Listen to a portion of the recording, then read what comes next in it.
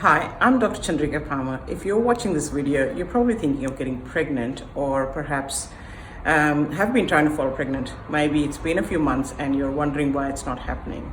Either ways, there are a few things that I want to talk to you about today that may be helpful. One is possibly have a good chat to yourself, where you are in your life and your family and where you'd like your family to be in a few years' time. It's quite an important topic that you need to talk with your partner if you have one, and it gives you an idea about how and where you want to space your children. I know that you can't make designer babies, but however, we need to work with our lives and what we want to achieve in our lives. 1 child, 2 child, a family of 4 children, and that's why, and the reason it's important is because you need to be able to make a plan for your life.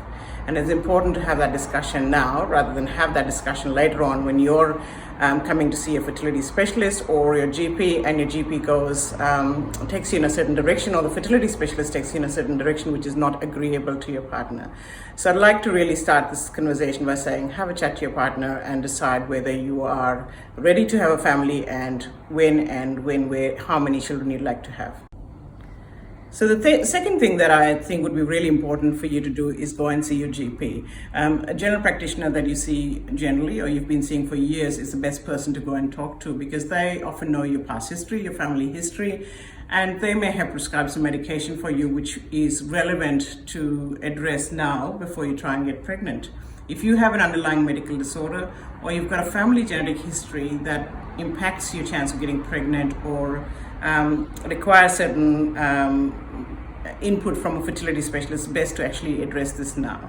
The other things that you can do with your GP is have a check of your rubella and chickenpox immunization. Sometimes it's good to check whether your vitamin D levels are normal. Good vitamin D levels are related to egg health and pregnancy health, and therefore having adequate vitamin D replacement is important. And start taking folic acid, which is very simply available on supermarket aisles as well as from your chemist. Once you've done all of this, it's best to have a review with the GP and just make sure everything is up to date, or update your immunization if needed. The third thing that is really important for you is to look after your general health. The journey for fertility, patients having difficulty with fertility, is quite emotional, and therefore having an active, healthy lifestyle as close to normal as possible is recommended. If you think you're carrying a little bit of extra weight and perhaps have the ability to drop 5 to 10% of your body weight, that would be ideal. If you're a smoker or you have consumed alcohol, probably quitting smoking is the best option. Alcohol in very moderation, or probably next to less than 2 or 3 drinks a week, is recommended.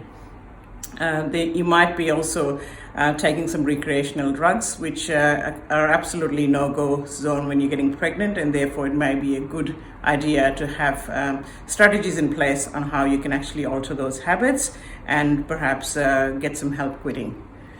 I hope that you're successful soon, and if not, I will be posting more videos to try and give you some encouragement of what else can be done while you're trying to get pregnant. Stay healthy and safe.